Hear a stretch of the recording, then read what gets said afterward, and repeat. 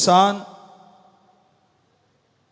आज के दौर में इतना हद से ज़्यादा गिर गया है कि आप किसी पे यकीन नहीं कर सकते। समय इतना तेजी से बदल रहा है, समय बहुत तेज गति से परिवर्तन की तरफ जा रहा है। वो परिवर्तन कैसा होगा, क्या होगा, ये तो राम जी जाने, वो ओम हरि परमात्मा जाने। लेकिन जो उसकी निशानियां हैं हमारे पवित्र वेदों में, जो हजारों लाखों करोड़ों साल पहले इस धरती पे आए, लिखे गए, तो वो निशानियां सारी वही होती जा रही हैं जो पहले भी कई बार हो चुका है। कितने बार हुआ होगा, ये विज्ञान में कोई समझ नहीं है, लेकिन धर्म महाविज्ञान है। हमने अपने पवित्र धर्मों में जितने भी पवित्र ग्रंथ हैं सबको पढ़ा। पवित्र वेदों में पवित्र रामायण है, महाभारत है, और सभी धर्मों के पवित्र ग्रंथ, महापुरुषों के वचन पढ़ के देखे। और शास्त्र नाम शाह मस्ताना जी दाता ने फिर अनुभव करवाया, महसूस किया। तो आपसे बोला कि वही चीजें जो महसूस की आपको बताएंगे। तो आदि काल से इस तरह जब प्रकृति में परिवर्तन आते हैं, आज इस धरती पे आ रहे हैं, आज इस त्रिलोकी में आ रहे हैं, सैकड़ों त्रिलोकियां हैं, और ये परिवर्तन सब जगह आए हैं। उनके अनुसार आने वाला समय बहुत ही बुरा है। हम कोई डराना नहीं चाहते, हमारा कोई इरादा आपको डराने का नहीं है। हमारा कहने का मतलब कि जो दिन गुजर गया शुक्र करो, और आने वाला दिन बुरा होता जा रहा है। यकीन के लायक अगर दृढ़ यकीन करना चाहते हो, दृढ़ विश्वास रखना चाहते हो, तो एक ही है, ओम हरि अल्लाह परमात्मा सतगुरु दाता राम।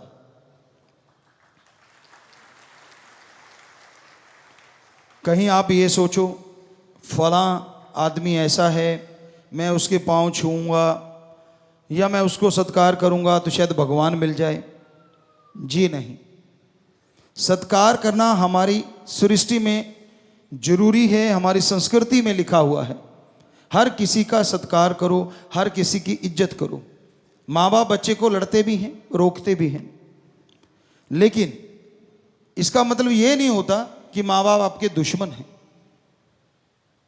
इसलिए रोकते हैं ताकि आपके आने वाले समय में कोई आपके ऊपर बोझ ना आ जाए, क्योंकि उनकी लाइफ का तजुर्बा होता है। चलो माँ बाप रोकते होंगे, किस तरह से रोकते हैं वो आप लोग जानते हैं, लेकिन संत पीर फकीर जब रोकते हैं उसके पीछे आपकी जिंदगी का बहुत गूढ़ रहस्य छुपा होता है। तो आज दौर, समय का दौर ऐसी ऐसी करवटें बदल रहा है, हम आपको लिख के देने को तैयार हैं। यकीन के लायक अगर कोई है तो वो ओम हरि अल्लाह सतगुरु राम है। माना कि कोई भी काम धंधा करते हैं यकीन करना पड़ता है। अब किसान भाई दुकानदार पास जाते हैं और दुकानदार कह देता है कि भाई ये गेहूं ले जा, फलां बीज ले जा, इतने मन या इतने क्विंटल प्रति एकड़ फसल होगी। बताइए किसान क्या कर सकता है? वो सूंघ के देख सकता है? जी नहीं। क्या खा के बता सकता है कि इतनी होगी? नहीं। हाँ, उसने उस बीज का अगर पहले प्रयोग किया है तो बता सकता है कि ये बीज मैंने प्रयोग में लाके देखा, इतने क्विंटल प्रति एकड़ पैदावार होती है।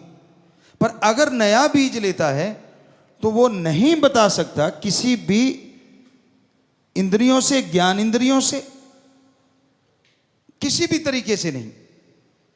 तो वो क्या करता है, उस दुकानदार पे विश्वास, यकीन करना पड़ता है, और वो यकीन बना होता है आगे से आगे, आगे से आगे। और जब बीज डालता है, निराई गुड़ाई, खाद स्प्रे जो भी होती हैं सही समय पे करता है तो फसल भी अच्छी होती है। तो यकीन हकीकत में बदल जाता है, वास्तविकता में बदल जाता है कि हाँ उतना ही हुआ, तो उस बंदे पे यकीन और बढ़ जाता है।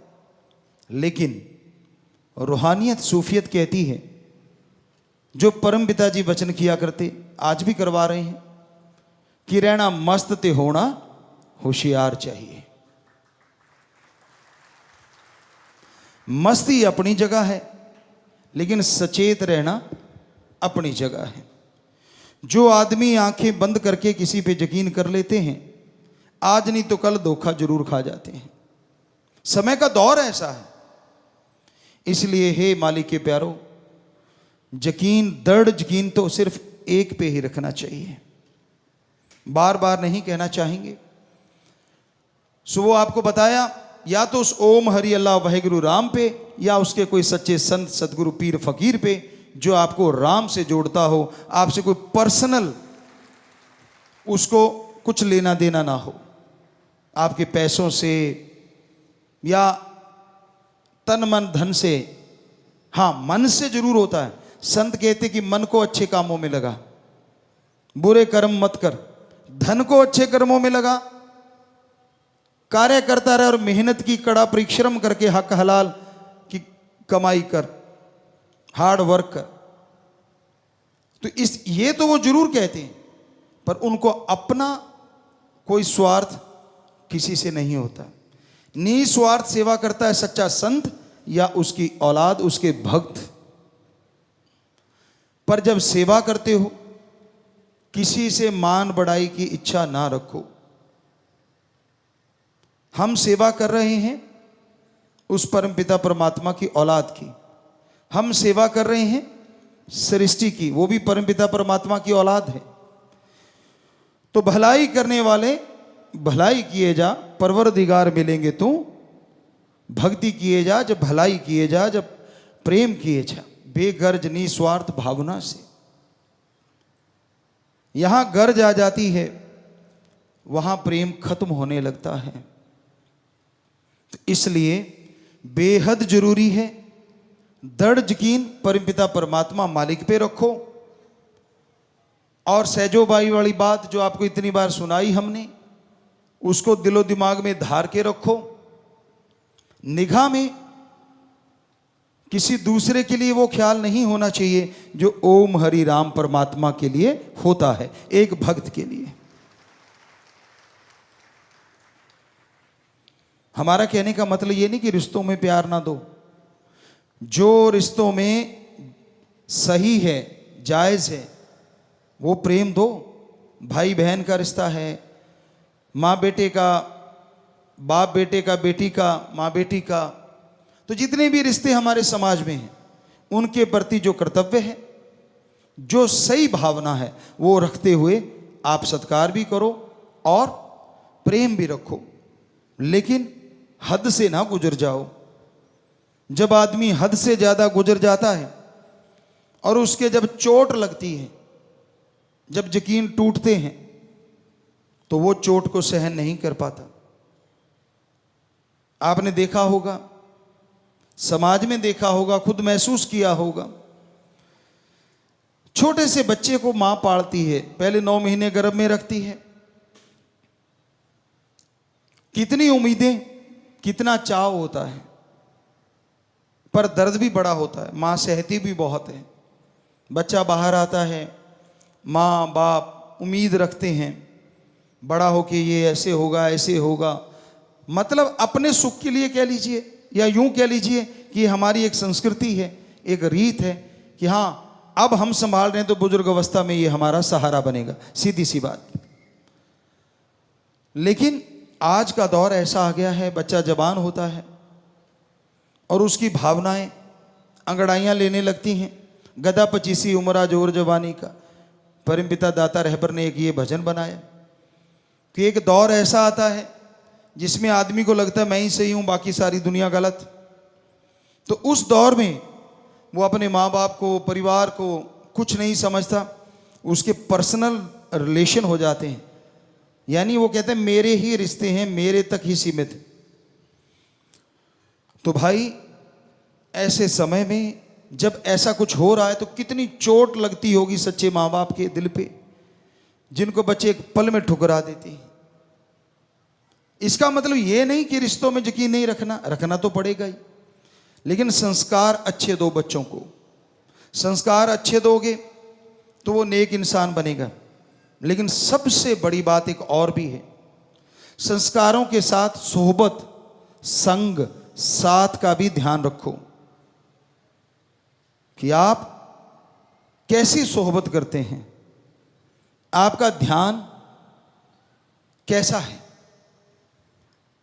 जैसे आपके बच्चे हैं, कहाँ बैठते उठते हैं, हमने देखा है हीरे को कंकर बनते देर नहीं लगती। अगर वो बहुत हाई टेम्परेचर में रहने लग जाए और दबे हुए कंकर को हीरे बनते देर नहीं लगती अगर वो जौहरी के हाथ लग जाए, क्योंकि बहुत टेम्परेचर एक ऐसा डिग्री होता है जिसमें हीरा भी पिघल जाता है। और धरती से ही ये हीरे निकलते हैं, वो कंकर होते हैं, अनगढ़ होते हैं। और जब जौहरी की निगाह पड़ती है वो उसे तराश देता है, उसके एक एक कोण में, उसके रंग में, उसकी पॉलिश में ऐसा चमका देता है कि उसका मोल हजारों लाखों करोड़ों में चला जाता है। संग का रंग जरूर चढ़ता है, इसलिए बच्चों का ध्यान रखो वो गलत सोहबत में ना चले जाएं। कितना भी बड़ा भक्त क्यों ना हो और कितना भी आम आदमी क्यों ना हो, इतिहास गवाह है ऐसे ऐसे लोग हुए जो बुरे कर्मों में बेहद मस्त थे, लेकिन किसी संत पीर फकीर की शरण में गए तो वो अव्वल दर्जे के भक्त बन गए, संत बन गए। और ऐसे ऐसे भी उदाहरण हैं कि माँ बाप बहुत बड़े भक्त थे, लेकिन उनके बच्चे गलत सोबत में पड़ गए और वो राक्षस बन गए। तो संग का रंग लाजमी चढ़ता है। जब आदमी किसी संग का हद से ज्यादा यकीन करने लग जाता है वो गलत है। आज के दौर में, आज का समय आपको जैसे बताया बहुत ही भयानक है। आने वाला समय कैसा होगा ये तो राम जी जानते हैं, लेकिन जो अनुभव में आता है कि अच्छा नहीं है। नशे के दरिया बह रहे हैं, ईगो, अहंकार के दरिया बह रहे हैं, पैसा भगवान हुआ पड़ा है। और सोहबत में जब आदमी गलत में पड़ता है अच्छे बुरे की पहचान नहीं रहती। इसलिए हम आप सबसे हाथ जोड़ के यही प्रार्थना करेंगे कि हद से ज़्यादा यकीन एक पे किया जाता है, वो ओम हरि या उसका कोई सच्चा संत पीर फकीर है, वरना और किसी पे हद से ज़्यादा, एक हद तक एक सीमा है रिश्तों की, उससे ज़्यादा अगर यकीन कर बैठोगे तो कभी भी धोखा खा सकते हो। हमने ये देखा पीर फकीर की बात ना मानते हुए कई सज्जन ऐसा कर बैठते हैं और फिर पछताते रहते हैं। तो आप सबसे यही प्रार्थना कि सुमरन किया करो, राम का नाम जपा करो, क्योंकि चक्की जब चलती है सब कुछ पिस जाता है, लेकिन जो धुरे के साथ लगे दाने, सारा आटा पिसने के बाद पत्थर उठाते हैं तो वो ज्यों के त्यों पड़े होते हैं। ये आज से नहीं, साईं मस्ताना जी महाराज 1948 से लेके आज तक पता नहीं ये कितनी बार वचन हम लोगों ने आपको किए होंगे, क्योंकि ये एहसास है, एक अनुभव है, एक तजुर्बा है सूफियत का, रूहानियत का। तो वो समय कब आएगा, वो समय कौन सा होगा, ये तो परमपिता परमात्मा जानते हैं। लेकिन जो निशानियां हैं वो अजीबोगरीब जरूर हो रही हैं। क्या आप नहीं फील करते? आप किसी बुजुर्ग से पूछ लो, क्या मई के महीने में 15 दिन सावन जैसी झड़ी लगी है? ऐसे ऐसे देशों में, यहां कभी गर्मी पड़ी नहीं थी, गर्मी से लोग मर रहे हैं। ऐसे ऐसे देशों में यहाँ बरसात की बूंद नहीं पड़ी थी, वहाँ बाढ़ आ रही है। कभी पहले सुना? हमने तो नहीं सुना। हालांकि 55-56 साल की उम्र, 56 की हो गए, लेकिन नहीं सुना। तो हमसे बड़े भी उम्र में, उम्र दराज की बात है, बुजुर्गों से पूछा 100-100 साल के, वो कहते हमने नहीं सुना, हमने तो बाप दादा से नहीं सुना। तो इसका मतलब हो क्या रहा है? क्योंकि ऐसा ही समय कभी पहले भी आए थे। सब सृष्टियों में, सब धरतियों पे, सैकड़ों जगह जो त्रिलोकियां, उनमें भी आया। तो आज इंसान की ईगो बढ़ गई है। इंसान संतों को जब बेवकूफ समझने लग जाता है, भगवान को मतलब परस्ती के लिए इस्तेमाल करने लग जाता है, तब समझ लो समय बुरे से बदतर होता जा रहा है, बुरे से बुरा होता जा रहा है। तो आज का दौर कुछ ऐसा ही होता जा रहा है। आज के दौर में लोग मतलब परस्त ज्यादा हैं, अपना मतलब हल करने के लिए इस्तेमाल करते हैं भगवान का। क्या आपने खुशी खुशी कभी किसी को भगवान को याद करते देखा? मालिक के प्यारे होंगे जो करते हैं, ऐसा नहीं कि बीज नाश हो गया। बहुत कम लोग। धंधा डगमगा रहा है तो भगवान प्यारा, बच्चा बीमार हो रहा है तो भगवान प्यारा, पेपर सिर पे हैं तो भगवान प्यारा, खेलने जा रहे हैं, कंपटीशन तगड़ा है तो भगवान प्यारा। तो मेनली भगवान हम लोगों ने ऐसी शक्ति समझ लिया कि जब जरूरत पड़े इस्तेमाल कर लो, जब उसकी जरूरत नहीं साइड पे कर दो। जबकि यह गलत है। अगर आप सुख शांति में परमात्मा का नाम लोगे तो यह हो नहीं सकता कि आपके नजदीक कभी दुख आए भी। इसलिए सुख शांति में सुमरन किया करो ताकि दुख आने ही ना पाए। डॉक्टर साहबान क्या बताते हैं, हमारे बहुत से डॉक्टर यहां बैठे होंगे, कि हमारा शरीर हमारा खुद का एक डॉक्टर है। जब हम अपने शरीर की नहीं सुनते तो हम धोखा खा जाते हैं। आप खाने लगते हो, ठूंसते हो, जब खाना एक अलग चीज है, ठूंसना एक अलग चीज। स्वाद लगता रहता है, अंदर से जरूर आवाज आएगी कि बस हो गया, डकार भी आएंगे, बॉडी कहती है बस, कहता नहीं नहीं स्वाद बहुत है। और फिर ये स्ट्रेचेबल कपड़ा है, हमारी स्किन, ये यूं भी बढ़ जाती है और चिपक भी जाती है, ये अपने हाथ में। तो आप डस्टबिन, कल हमने भजन में सुनाया था आपको कि डस्टबिन पेट को ना बनाओगा, कि भाई डस्टबिन ना समझो इसको। पेट्रोल आपको प्योर चाहिए गाड़ी में, कहीं कैरोसिन ना मिला हो, गाड़ी 70-80 हज़ार की आ जाएगी। क्या ये शरीर किसी से बदल लोगे? नहीं बदल सकते। तो इस शरीर के लिए भी तो सोच समझ के खाया करो, एक लिमिट होनी चाहिए। अरे पशु नहीं सोच समझ के खाते, उनको भी अफारा आ जाता है। भैंसों को देखा हमने घरों में रहते हुए, जो किसान भाई बैठे हैं जो ये काम करते हैं, उन्होंने देखा होगा कई बार अच्छा चारा लगा, इतना खा लेती हैं, दूध कम हो जाता है। सोचती हैं ये क्या हो गया, मैंने तो बढ़िया खिलाया था, ये नहीं पता वो ओवरडोज हो गई अंदर। तो आपकी भी तो होती है, किसके नहीं हुई होगी? कभी ना कभी तो ज्यादा खा ही लिया होगा। वो कहते हैं ना, एक कहावत है पुराने बुजुर्गों की, भूखा ना पछताए खा के पछताए। भूखा क्या पछता लेगा, उसके अंदर क्या है, हल्का फुल्का ठीक है तेजाब बना, ये हुआ, लेकिन इतना भी भूखा नहीं, थोड़ा भूखा।